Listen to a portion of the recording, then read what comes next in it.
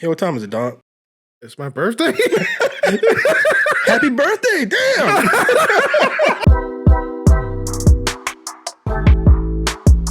Everybody in the comments, wish Tyrone a happy birthday. Dr. Jones, get him.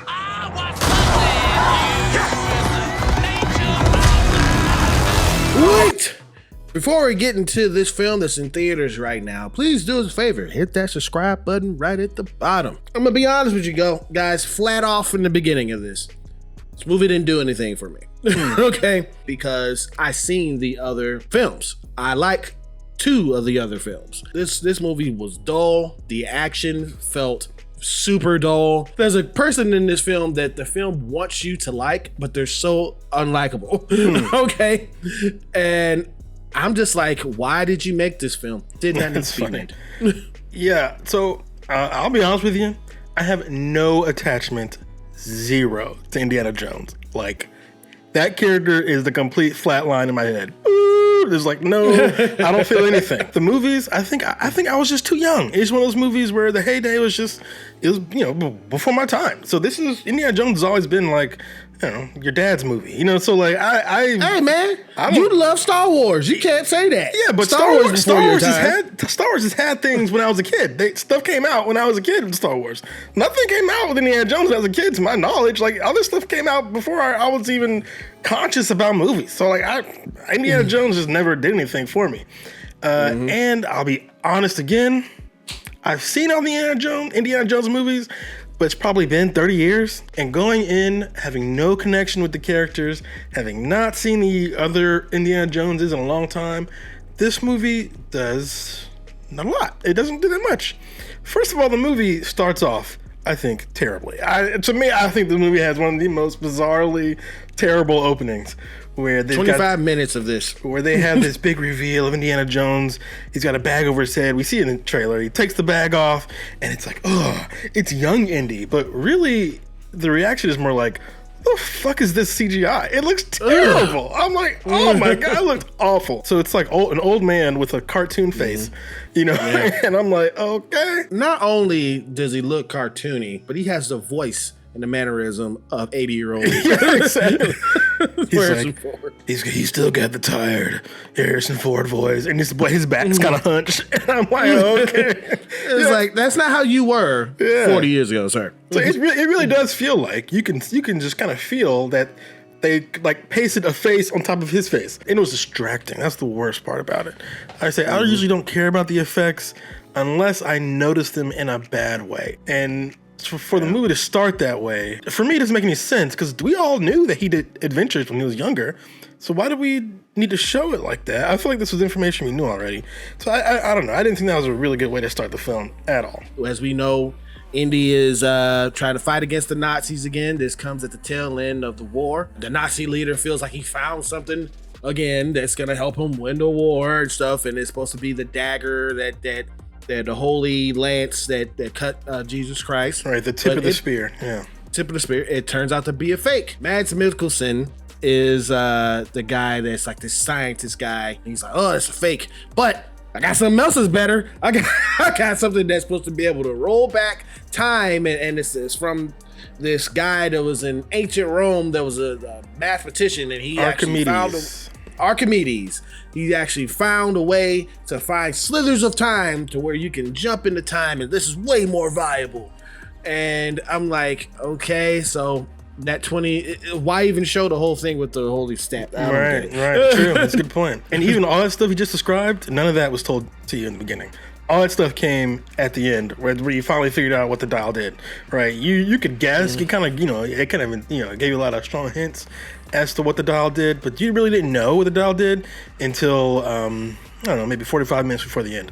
So like, it's just another MacGuffin, right? It's just a thingamajig, which I think for Indiana Jones is probably correct, right? Isn't that his whole thing? You gotta have a MacGuffin. Where he runs in, he tries to get a MacGuffin. And I feel like it's also interesting in this movie, they have characters essentially look into the camera and say the thing that people have been saying about Indiana Jones for a long time. It's like, oh, this is a white man that steals brown people's shit, And so, How do you think your ancestors got these? You think they paid a fair price? Or did they take it like they took everything else? I feel like this is finally it belongs in a museum. Right. I'm like, okay, sure, Indy, sure. So like, why don't you just leave it, for people who made it? I don't know. But for the most part, I found the movie to be very okay. We were talking before that this is my least favorite type of film. I wish I could tell you that I thought this movie was dog shit and I could just dunk all over it, but I can't because it was competently made. It's directed by James Mangold. This is a very respected director. He's got a lot of solid films, and I think this movie is relatively solid. But then again, I wish I could tell you I loved it. I wish I could say, oh man, it really made me interested in the previous films, and I wish I'd come back and watch them. And no, I can't tell you that.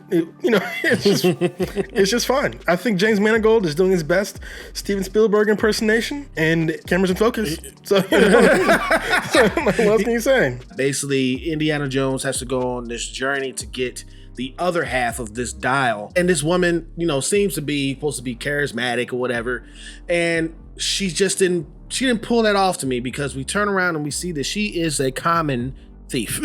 Okay. And all that was spoiled in the trailer anyway. So like, what am I, the viewer, supposed to feel now after having seen the trailer and I know that she's a thief? Like looking at now that I'm watching the movie, what am I supposed to feel? No, I don't feel anything. I'm just waiting for that trailer moment to happen. So I feel like I shouldn't have been in the trailer. Shouldn't have been in the trailer either. And not only is she a common thief, she, like I said before, she is Indy's goddaughter. There's no chemistry between the two of them in this. She has a little accomplice here. This little guy, I forgot his name because he's not memorable. And the movie wants you to think that he is another version of Short Round. And I'm like, this guy doesn't have the charisma to be Short Round. He just seems like a little sluggy little kid, just like her. They're like the same person. I had a problem with Mads Mikkelsen's character and that really, really shitty opening. We had Indiana Jones on top of a train, just checking off all the Indiana Jones boxes, and Mads Mikkelsen's up there and he gets knocked off the train violently. I mean, he gets freaking destroyed. And I'm like, oh, okay, he's dead, right? But then when he shows up later, I'm like, oh, he must have used the dial to somehow go back in time. And no, this was never explained. He just survived somehow. Someone in my theater audibly said, how is he alive? And I was like, well, clearly they're gonna explain that. And they never did. So was the effect of him getting like the CGI where he got hit? Did the CGI guy just do too much? Because he was on top of a train, something hit him, and his whole body flew off the train against the rocks. And I'm like, this man should be freaking dead. And they don't explain this. He's not even got a scar. And on top of that, I feel like he hasn't aged appropriately. Like I feel like he didn't like Indy looks freaking old, and now Mads Mikkelsen's character looks, I don't know, middle-aged. So I'm like, how is this? How is that possible? And I think this is my big problem in the movie that you were also addressing. I can tell somebody had a list of things they're like, this is what Indiana Jones does, right? Here it is. He's got a plucky kid sidekick. Check. Okay. Now he's got to ride a train. Okay. Check. Now he's got to have a chase on a car. Okay. Check. So I feel like they're trying to appease all the fans, and perhaps they appeased some, but what they didn't do was they didn't make an interesting movie. It didn't have an interesting story. They took virtually no risks at all. I think that's a shame, especially because this franchise needs something. It needs a spark. It needs something. This franchise feels old. And it feels dusty. And I cannot, for the life of me, understand why they made this movie. Apparently the movie cost more than your average Marvel film. That's an incredible amount of money for a franchise that has shown no life since the 80s. Like I don't get this. I don't think it's ever going to make that money back. So these kind of movies, I don't understand. It ain't gonna happen for this. Okay. No. And I could have told you that shit last year. Okay, why did they go through all this? Sometimes people, this is gonna sound cruel. You gotta let things die. It's not. You gotta let things die. Okay? That's immediately correct. They keep repeating things over and over and over again. I mean, after a while, it's just gonna sound like the same old thing. And I think that's what we got here. I think this is a competent film. I think it's fine, I think it's okay. But fine and okay is not going to make back your budget. And again, I'm not an Indiana Jones fan, so maybe that's why I don't get it. But This is a big question mark for me. I'm like, why did this exist? They explain what happened to Shia LaBeouf's character in this. he gets killed in Vietnam off screen. Like, dang, Boom. Like, cruel. Cruel. But they introduced another character in here. It was a person that they needed to find another MacGuffin to get to the MacGuffin, and he was the tugboat manager. And that tugboat manager was Antonio Banderas. And then I was like, all right, cool. We're going to have some Antonio Banderas. Bow. Yeah, exactly. I was like, you really wasted such a great actor who's been in this business for close to 40 years on a crappy character like that who gets shot immediately. See, this is why Hollywood needs us. We could have looked at that script and said, you can save a crap ton of money by hiring just some random Joe. Why did you pay for Antonio Banderas? You know what I'm saying? Like, my God, you could have saved so much money. Man barely had lines. You know what's really crazy about this movie is I could not stop thinking about Transformers. The Transformers movie we just saw, was it Rise of the Beast or whatever? Why does Transformers Rise of the Beast and Indiana Jones have the exact same plot? The MacGuffin was split in half, and they've got to connect the two halves. So, like, that's what I'm saying. Is like, sometimes I get frustrated where I'm like, I saw this movie. I literally just left the theater from this exact same storyline. It's going to check all the boxes that you expect an Indiana Jones movie to check, except for one, and that's the originality box. What it also doesn't have is the heart of Indiana Jones, the intrigue of Indiana Jones. This is just a shell of the past self that wants to be that, but it did not stick the landing in a lot of the scenes in this. One interesting thing about the film is I think there might be a way to read the ending of this film as not real. Because I was like, how did he get back from back in time?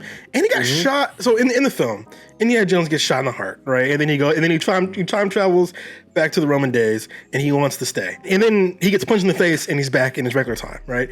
And I think there's a way to read that in that maybe he did die back in the day, you know? And so I was like, okay, that's interesting. But at the same time, the movie was like, Indy, you can't stay here because you'll mess up time. You know, you're not from here. You can't be here. But the movie bent over backwards to show you Nazis falling out of the plane into like the Roman landscape. So and they crashed the plane. That's a dragon. Yeah, but they crashed the plane 2,000 years before any plane is supposed to exist. So that ship has sailed. Time is already messed up. Yeah, why do you care if Indy just let him die? This is his dying wish. Let him go. Like, you've already that ship has sailed. You guys already fucked everything up. But the movie didn't. That's bad writing. Yeah, it didn't acknowledge that either. It didn't acknowledge the weird time things they fucked up, and it didn't acknowledge how the heck Mads Mikkelsen could have survived getting knocked off a moving train like that. I think just this like weird movie subgenre feels old, and I'm gonna piss off a lot of people. So hold on to your pants here. Hold on to your butts. It feels old, and it feels white. It's very white, okay? Like, I cannot tell you what, as a black person, here, roll with me here. As a black person, you see a old white man with a fucking whip cracking it in front of some brown people. Like, I don't think that's exciting. You know what I'm saying? I don't think that's, and stealing their shit, I don't think that's exciting to me. Now, maybe you know. Oh my God. Maybe it's because I have no attachment to this character. You know, That's probably what it is. But seeing some old man with a whip. What the truest of fans will say, it will be like Indiana Jones got that whip from the Crusade when he was 12, when he was like 15 years old. And he got the hat. The guy put the hat on his head. I know. I've seen the movies, right? I'm just saying, look at the iconography of the film, and I can tell there was no non-white people in that room when they assembled this character. When they were like, let's give this white man a whip and have him go to brown countries and steal stuff. You can tell there was no one else in that room but white people. I get frustrated sometimes when I can feel that kind of stuff. So that kind of thing, though, I know the world we live in, right? I know that. So I didn't really count that against the film. but I can't help but have that run in my head. I like him in a time capsule for where he was. I think that's a good way to say it. You look at what they did before and you enjoy it, and that's it. This film, did not need to be made. I can't give it like any praise for lighting or anything with this, because about half of this film you can barely even see, because when it's shot in the dark, it's horrible looking. It's bad CG, especially on that train. Good gosh, can't see nothing. We already had this discussion about dark scenes in Little Mermaid. Couldn't see it. Yeah, I'm just gonna have to give this film a D. A D, okay. I can't give it a D. I think it's better than a D. I think the movie's serviceable. I think it's fine. I don't think you're gonna really hate. I don't think you're gonna hate the film. So I'm giving this one a C. It is a tap water of a film. You drink it, you watch it, and then you leave, and then that's it. You forget what happened. Here's a little behind the scenes thing that you guys don't get to see. I had to sit here like this to try to remember what happened in this movie. That's how unmemorable the film was. Now, and sometimes being unmemorable is a strange compliment, in that nothing was like horrifically bad, right? Nothing was like so out of place to like jump out. I think it was a competent film. I think it was made fine. I think they checked off all the boxes they were supposed to check, but they didn't excite me. It didn't do anything for me. And I just saw this movie like a couple weeks ago, and when it was called Transformers Rise of the Beast. So Rise of the Non-Beast. Yeah, exactly. So this is a C. It's just fun. But guaranteed, if you are a super fan of this, you will not like this. From my point of view, you will not like this film at all, because you will understand that this is not the Indiana Jones that you grew up with. I feel like there are better characters, new characters we can all enjoy, instead of going back at the Indiana Jones well. I think this has become probably one of my worst films of 2023. So wow, I wish I could tell you that. Man, how fun is that? Wow, I can't tell you that. No, I will never remember this film. I've already forgotten it. Do you recommend this film for people to see? No, this is a perfect example of a vacuum film. Turn it on. And you vacuum the floor. You're not going to miss anything. I didn't see anything particularly offensive. I didn't see anything exciting. I didn't see anything notable. And for me, I've always said, if you just try, I will give you your flowers. Even if you try and you fail, I'll say, hey man, they tried. Shit, they tried. This movie didn't do anything. It just checked boxes. I say stay as far away from this film as you can. Don't even watch it on Disney Plus. It's funny how this film has even done the impossible and become worse than Kingdom of the Crystal Skull, and it did. You think it's a worse movie than Crystal Skull? Yeah, I do. Wow, I do. Okay. I'm set in stone on this, man. But more importantly, do you recommend this film? Have you seen Indiana Jones and the Dial of Destiny? God help you if you did. Jesus. Let us know. I didn't think it was that bad. Let us know what you think in the comments down below.